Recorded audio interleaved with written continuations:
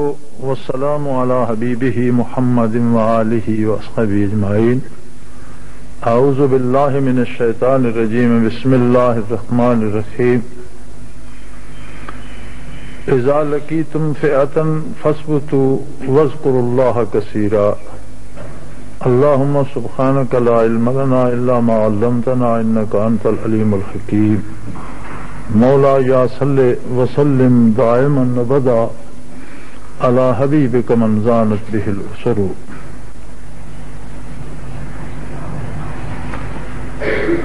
اللہ کریم کا بنایا ہوا ایک وسیع نظام عالم کون و مقام کار فرما ہے. اس میں انسانی عقل سے ماورا اور علمی حدود سے باہر نشیب و فراز ہیں. وہ خود ہر چیز کا مالک بھی ہے، وارث بھی ہے. جسے جو چاہتا ہے عطا کرتا ہے اور جسے چاہتا ہے جس چیز سے محروم فرما دیتا ہے. اللہم مالک الملک تؤتی الملک من تشاء وتنزع الملک ممن تشاء وتعز من تشاء وتذل من تشاء بیدک الخیر انک علی کل شیء قدیر. اے اللہ تو ہی مالک ہے ملک کا، جسے چاہے حکومت و سلطنت دے دے اور جس سے چاہے ریاست چھین لے، جسے چاہے معزز کر دے اور جسے چاہے ذلیل و رسوا. تمام بھلائیاں تیرے دستے قدرت میں ہیں اور تو ہر چیز پہ قادر ہے. اس سارے فسانے میں انسان کا کردار کیا ہے؟ جب ہر چیز اس کے دستے قدرت میں ہے، جو وہ چاہتا ہے وہ کرتا ہے. جسے چاہے عزت دے، جسے چاہے ذلیل و رسوا کرے، جسے چاہے حکومت و ریاست دے، جسے چاہے محروم کر دے. تو اس سارے خانے میں انسان کہاں بیٹھتا ہے؟ اس سے محاسبہ کس بات کا ہوگا؟ اسے جواب کس بات کا دینا ہے؟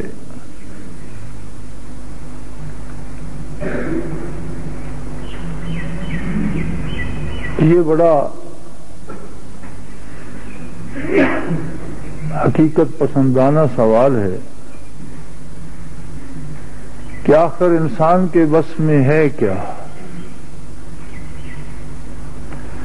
اس بے نیاز نے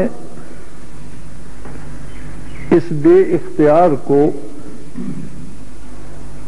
ایک نقطے پہ با اختیار کر دیا ہے اور اس کے علاوہ اس کے پاس کچھ نہیں ہے. نہ یہ اپنی مرضی سے پیدا ہو سکتا ہے، نہ اپنی مرضی سے مر سکتا ہے، نہ اپنی مرضی سے صحت حاصل کر سکتا ہے، نہ اپنی مرضی سے بیمار ہوتا ہے، نہ اس اپنی پسند کی شکل بنا سکتا ہے، نہ اپنی پسند کا چہرہ اختیار کر سکتا ہے یا رنگ اپنا سکتا ہے، اور نہ ہی اپنی پسند کا عقل و دماغ کہیں سے خرید سکتا ہے. یہ سارا کچھ اللہ کریم کا طے کیا ہوا نظام ہے جس میں یہ چلتا رہتا ہے. لیکن ایک بات، اور وہ بڑی عجیب بات یہ ہے کہ اس نے اپنی ذات اور اپنی حیثیت کو انسان سے جبلی یا فطری طور پر نہیں منوایا.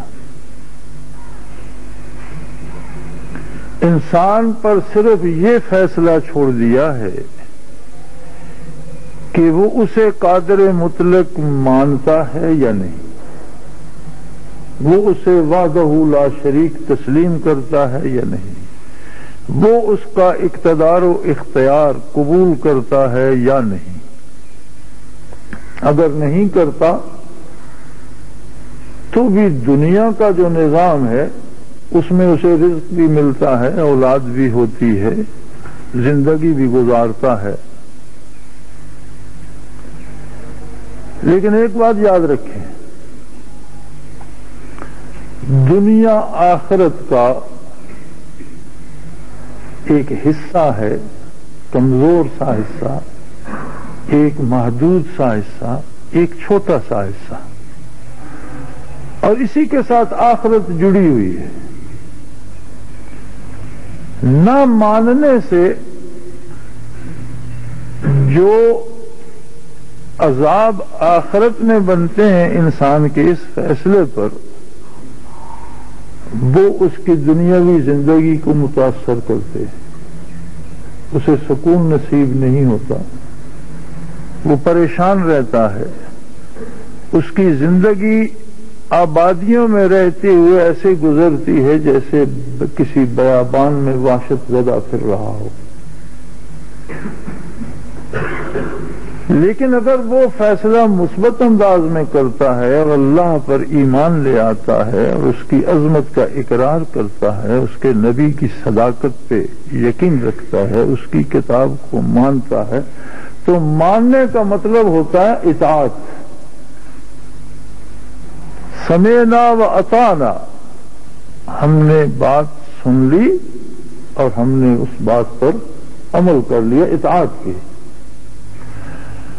اگر کوئی بات سنتا ہے اور اس پر عمل نہیں کرتا تو اسے ماننا نہیں کہا جا سکتا۔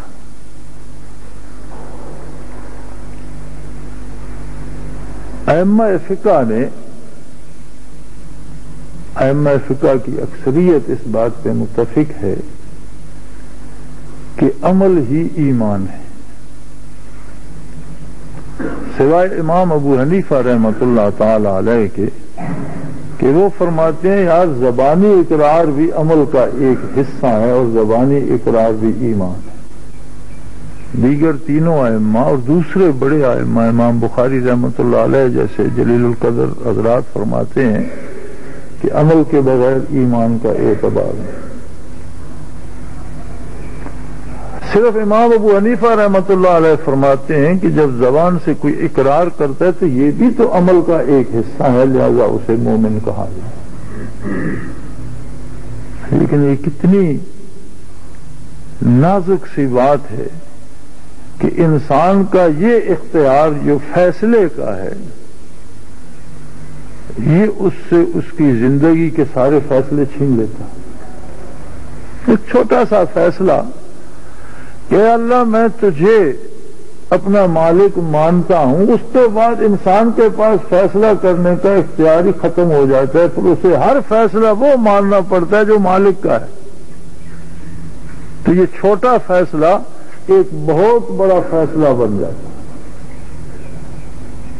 لیکن اس بہت بڑے فیصلے کا جو بدلہ یا اجر ہے وہ بہت بڑا ہے۔ بہت سے فیصلے اس نے سنا دیے ہیں جن میں یہ بھی ہے کہ وہاں فرمایا میں جسے چاہوں عزت دوں، جسے چاہوں اس سے ذلت سے دو چار کر دوں، اور یہاں فرمایا العزت للہ، اللہ کیا چاہتا ہے، عزت کسے دیتا ہے؟ فرمایا العزت للہ ولرسولہ وللمؤمنین، عزت دینا میرے اختیار میں ہے اور میں نے طے کر دیا ہے کہ عزت میرا حق ہے، مجھے سزاوار ہے جو خالق ہوں اکیلا، اور میرے سامنے باقی ساری میری مخلوق ہے، ان میں عزت خالق کے لیے ہے، اور جو عزت مخلوق کے حصے میں آئی فرمایا وہ میرے رسول کے لیے ہے، اس لیے کہ سب سے زیادہ قرب میری ذات کے ساتھ اسی کو ہے۔ اور پھر تیسرے درجے میں وہ لوگ آ جاتے ہیں جو مجھ پر اور میرے رسول پر ایمان لاتے ہیں۔ تو گویا عزت و ذلت کا بھی فیصلہ صادر فرما دیا، جس طرح یہ فیصلہ صادر فرما دیا کہ جس کی موت کفر پر ہوگی، مرنے کے بعد اس کی بخشش کا کوئی امکان نہیں۔ زندگی میں توبہ کرنا، زندگی میں اسے فیصلے کا اختیار ہے، موت تک اسے فیصلے کا اختیار ہے، لیکن موت کے بعد اس کا اختیار ختم ہو جائے گا، اور جس پر اس کا خاتمہ ہوا اسی میں اس کو رہنا ہوگا۔ اس ایک فیصلے نے کہ میں اللہ پر ایمان لاتا ہوں، جس کے لیے کوئی جبر نہیں ہے، لا اکراہ فی الدین، آپ کسی سے بندوق کی نال سینے پر رکھ کر کلمہ نہیں پڑھوا سکتے، اسے حق ہے زندہ رہنے کا، اسے حق ہے ایمان یا کفر میں سے انتخاب کرنے کا، اس کی جان مال آبرو محفوظ ہے۔ لیکن اور بہت سے حقوق اور احکام بدل جاتے ہیں، جب وہ ایمان لاتا ہے پھر اس پر فرائض کی پابندی فرض ہو جاتی ہے، واجبات کی واجب ہو جاتی ہے، سنت کی سنت ہو جاتی ہے۔ اسی طرح حلال ہو جاتا ہے اس کے لیے، اور جو چیزیں شریعت حرام کرتی ہے وہ حرام ہو جاتی ہیں، جو رشتے شریعت حلال کرتی ہے وہ حلال ہو جاتے ہیں جو حرام کرتی ہے۔ یعنی اس ایک فیصلے کے بعد، اور یہ ہم زندگی میں دیکھتے ہیں، جہاں کوئی آدمی فوج میں بھرتی ہو جاتا ہے، جو نہیں ہوتا وہ آزاد ہے، جو بھرتی ہو جاتا ہے اس کے سونے جاگنے، لباس، کھانے پینے، اٹھنے بیٹھنے کے سارے احکام ڈھل جاتے ہیں فوجی قوانین میں، اور اس کے لیے پابندی ضروری ہوتی ہے، اگر کہیں کوتاہی کرتا ہے تو سزا پاتا۔ اسی طرح مومن بھی اللہ کا سپاہی ہے، بھرتی مرضی سے ہوتا ہے، لیکن اس کے بعد اسے سارے وہ قوانین اپنانے پڑتے ہیں۔ اور بندے تو سب ایک جیسے ہیں، سب مشت غبار ہیں، سب میں نفس بھی ہے، سب میں دنیاوی خواہشات بھی ہیں، اور دنیا بڑی حسین، بڑی خوبصورت اور ایسی ہے کہ اس کا لالچ لے ڈوبتا ہے بندے کو۔ یہ بھی اللہ کی تخلیق ہے اور اس میں بڑی لذتیں بھی ہیں۔ تو اس سارے کارگہ حیات میں کوئی ایسی خصوصیت مومن کے پاس ہو جو اسے ایک قوت عطا کر دے، ایک طاقت عطا کر دے کہ وہ اطاعت الہی پہ کاربند رہ سکے۔ اس کے اندر کوئی ایسی انرجی، کوئی ایسی طاقت، کوئی ایسی فکر، کوئی ایسی سوچ بھر دے جو اسے قائم رکھے مشکلات میں، مصیبتوں میں، جنگوں میں، آزمائشوں میں۔ اب جس طرح دنیا بھر میں عالم اسلام پر، مسلمانوں پر جنگ مسلط ہے، جہاں فوجی کارروائی ہو رہی ہے وہاں تو مارے جا ہی رہے ہیں، جہاں فوجی جنگ نہیں ہو رہی وہاں بھی مسلمانوں کا خون تو بہہ رہا ہے۔ کہیں اعلان جنگ کے ساتھ اور کہیں بغیر اعلان جنگ کے حالت جنگ تقریباً عالم اسلام پہ طاری ہے۔ اب اس میں جان کا خوف بھی ہے، مال کا خوف بھی ہے، یہ سارے ڈر بھی ہیں، پھر کسی دوسری طرف سے پناہ ملنے کا لالچ بھی ہے۔ تو اسی مٹی کا مومن بھی بنا ہے جس مٹی کا کافر بنا ہے، ویسا ہی دماغ اس کے بھی ہے، ویسی فکر اس کو بھی، ویسی ضرورتیں اس کی بھی ہیں۔ تو کون سی کوئی ایسی خصوصیت ہو جو اسے اس سارے پہ کاربند کر دے اور اس مقام پر نہ لے جائے جیسے بنی اسرائیل نے کہا تھا موسیٰ علیہ السلام سے کہ بھئی آپ کے کہنے آنے سے پہلے بھی ہم مصیبتوں میں مبتلا تھے، اور آپ آئے تو بھی ہم ویسی مصیبتیں جھیل رہے ہیں، ہمیں آپ کے آنے نہ آنے سے کیا فرق پڑا۔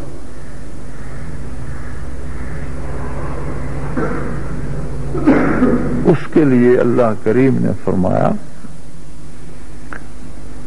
کہ جب مقابلہ آ جائے، میدان کارزار میں ہو، اذا لقیتم فئۃ فاثبتوا، پھر جم جاؤ، اس لیے کہ تمہارے ساتھ اللہ ہے، اللہ کی طاقت ہے، تم اکیلے نہیں ہو۔ اور یہ یاد رکھو تمہیں بھاگنا زیب نہیں دیتا، اور نہ وہ قادر مطلق کو زیب دیتا ہے کہ وہ بھاگنے والوں کا ساتھ دے، وہ قادر مطلق ہے۔ تو جم جاؤ، لیکن اس کا ساتھ یہ اعتبار بھی تو کہ ہمارے ساتھ ہے، اس کی سمجھ بھی تو ہے کہ وہ ہمارے ساتھ ہے۔ زبانی تو ہم نے بھی سن لیا کہ اللہ ہے، اور زبانی کافر نے بھی سن لیا اللہ ہے، اس نے انکار کر دیا، ہم نے اقرار کر لیا۔ فرمایا کسی بھی حال میں، حالت جنگ میں بھی ہو، سر کٹ رہے ہوں، تنوں سے خون کے فوارے بہ رہے ہوں، آتش و آہن برس رہا ہو تو بھی وَاذْكُرُوا اللَّهَ كَثِيرًا، اس کا ذکر کثرت سے کرتے رہو۔ یہ ایک نسبت ہے تمہارے اور اس کی ذات کے درمیان، ایک رشتہ ہے تمہارے اور اللہ کریم کے درمیان، ایک تعلق ہے بندے کا اور اس کے مالک کا۔ دنیا کے دانشور، دنیا کے عقل مند، دنیا کے حکیم و دانا دانائی کی باتیں کرتے ہیں، حکمت کی باتیں سمجھاتے ہیں، لیکن اس حکمت میں جو کیفیت ہوتی ہے وہ بندے پر طاری نہیں کر سکتے۔ نبی علیہ الصلوۃ والسلام میں اور دانشوروں میں یہ فرق ہوتا ہے کہ اللہ کے نبی جو بات کہتے ہیں ماننے والے پر اس کی کیفیت آ جاتی، یعنی نبی صرف بات نہیں پہنچاتے۔ جس طرح انکار حدیث کے فتنے میں ایک بات کہی گئی کہ نبی کا کام تھا، اس نے قرآن پہنچا دیا، بات ختم ہو گئی، اب اس کی کیا ضرورت ہے کہ آگے نبی نے کیا فرمایا؟ ہر وقت کی الگ ضرورت ہے اور اس کے مطابق ترجمہ کرنا چاہیے، یہ درست نہیں ہے۔ نبی ہی اکیلا وہ ذات ہوتا ہے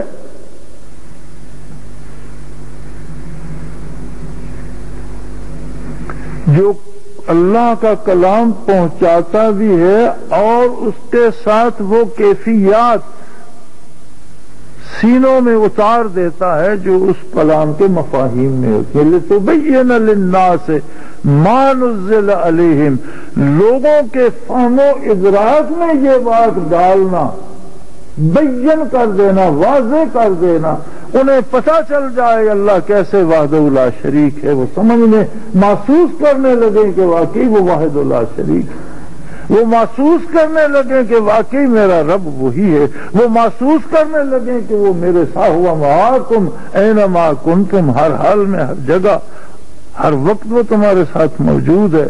وَنَحْنُ أَقْرَبُ إِلَيْهِ مِنْ حَبْلِ الْوَرِيدِ، شہرت سے قریب تر وہ موجود ہے۔ ان ساری محسوسات کو محسوس کرنے کے لیے جب یہ چیزیں ہم محسوس نہیں کرتے تو کردار ہمارا وہی ہوتا ہے جو نہ ماننے والے کا، اگرچہ زبانی ہم اقرار کرتے رہے۔ جب یہ چیزیں محسوس ہونے لگتی ہیں تو ایک قوت آ جاتی ہے۔ فرمایا فَاذْكُرُوا اللَّهَ كَثِيرًا، سو اللہ کا نام کثرت سے لو، اللہ اللہ اللہ اللہ کہے جاؤ۔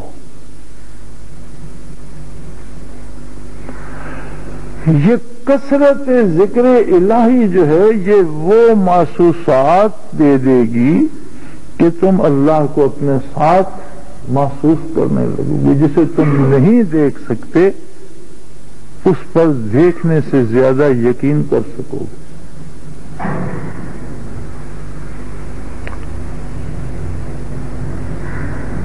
اور یہی کیفیت صحابہ کرام رضوان اللہ علیہم اجمعین کو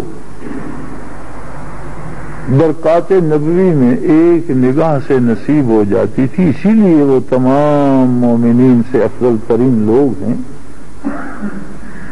ایمان میں، یقین میں، نیکی میں، ورع میں، تقوی میں، دیانت میں، امانت میں۔ کوئی غیر صحابی کسی صحابی کی گرد پا کو نہیں پہنچ سکتا۔ کیوں؟ جو نگاہ مصطفی انہیں نصیب ہوئی اس کے تو فعل اللہ کریم فرماتے ہیں ثم تلین جلودہم وقلوبہم الی ذکر اللہ، ان کے وجود کا ہر ذرہ، ہر باڈی سیل، کھال سے لے کر نہا خانہ دل تک، جلد سے لے کر نہا خانہ دل تک اللہ کے ذکر سے معمور ہو گیا اور اللہ کے ذکر میں لگ گیا۔ یعنی صرف ان کی زبان اللہ نہیں کہتی تھی، ان کے وجود کا ہر ذرہ، ان کی نگاہ، ان کا ہاتھ، ان کے پاؤں، ان کی کھال، ان کا گوشت، پوست، ہڈیاں، خون کا قطرہ قطرہ اور وجود کا ذرہ ذرہ ذاکر ہو گیا۔ اس ذکر کثیر نے انہیں وہ یقین مستحکم عطا کیا کہ جس نے انہیں ہر میدان میں سرخرو کیا اور کہیں وہ لڑکھڑائے نہیں۔ جب محاصرہ ہو رہا تھا خندق کا، قبائل عرب امد کر آ گئے تھے مدینہ منورہ پر، اور لگ بھگ 3000 کی آبادی کا ایک چھوٹا سا گاؤں تھا مدینہ منورہ۔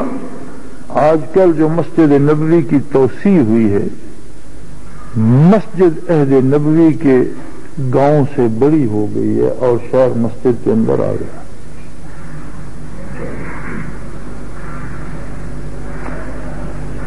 یہ تو اپنے اپنے نصیب کی بات ہے۔ شاید وقت اتنی کروٹیں لے چکا ہے کہ وہ گلیاں، وہ خاک، وہ مٹی کے ذرات جہاں نقوش کف پائے مصطفیٰ صلی اللہ علیہ وسلم تھے اور جہاں صحابہ کرام کے پاؤں کی گرد تھی، آج کے مسلمان کی آنکھوں سے اللہ نے پنہا کر دی ہے۔ اگرچہ اس پر مرمری فرش لگا دیے ہیں، الحمدللہ مسجد کی عمارت تو بے مثل و بے مثال ہے، دنیا میں کوئی ایسی عبادت گاہ نہ ہوگی کسی مذہب کے پاس، لیکن یہ بھی ایک حقیقت ہے کہ خاک کے وہ ذرات جن پر محمد الرسول اللہ کے قدوم فلک سایہ لگے، مٹی کے وہ ذرے جنہوں نے صحابہ کرام کی قدوم پاک کو چوما، جنہیں آج تک امت آنکھوں سے چومتی رہی، ہماری نگاہوں سے اللہ نے پوشیدہ کر دی ہے۔ شاید ہمارے دل ذکر سے خالی، ہمارے سینے سوچ سے بیگانہ، اور ہماری نگاہیں تک طہارت سے خالی ہو چکی۔ اس لیے ہم نے اگر چھوڑ دی ہے تو صرف اللہ کی یاد،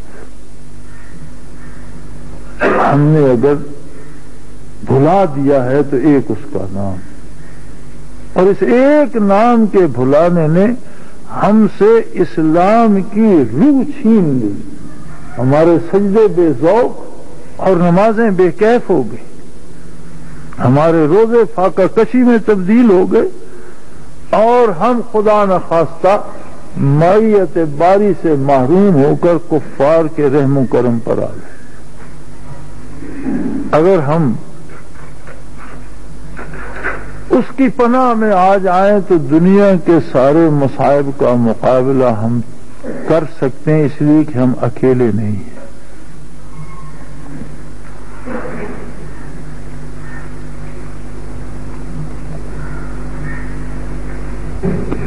لیکن اگر خدا نہ خواستہ ہم زبانی جمع خرچ کرتے رہیں اور ہمارا دل نہ مانے، تو ایمان نام ہے اقرار زبانی کے ساتھ تصدیق قلبی کا۔ زبانی اقرار ظاہری احکام شریعت کے لیے بندے کو مسلمان قرار دے دیتا ہے، لیکن من جانب اللہ جو چیزیں آتی ہیں ان کے لیے دل کی تصدیق ضروری ہوتی ہے، وہ تو دلوں کے حال جانتا ہے۔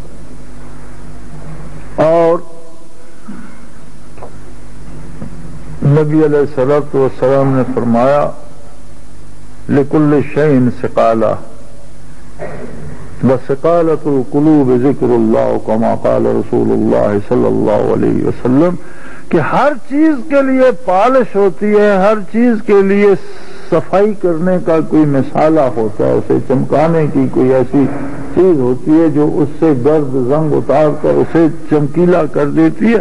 وثقالۃ القلوب ذکر اللہ، اور دلوں کی پالش اللہ کا ذکر ہے، اللہ کی یاد ہے، اللہ کا نام ہے۔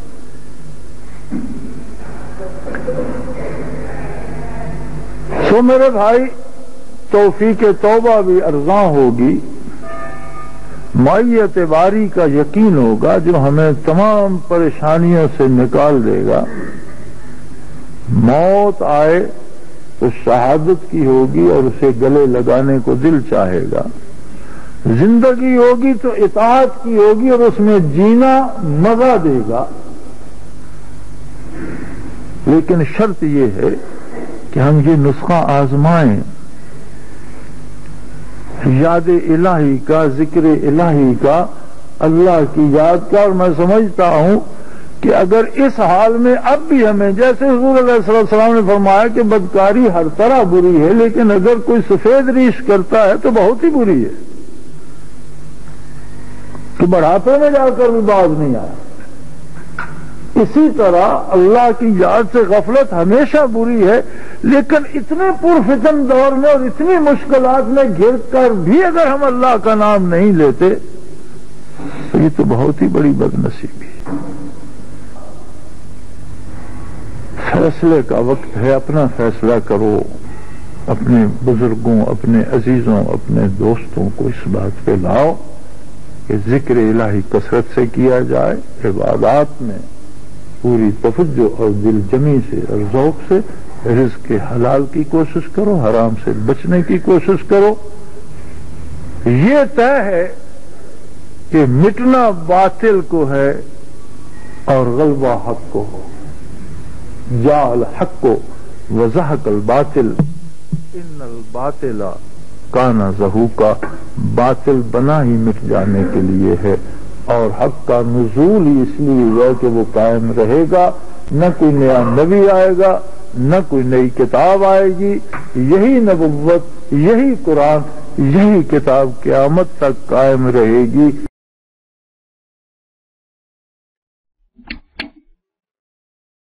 اگر آپ کو یہ ویڈیو پسند آئی تو لائک، شیئر اور سبسکرائب کرنا نہ بھولیے۔ اللہ حافظ۔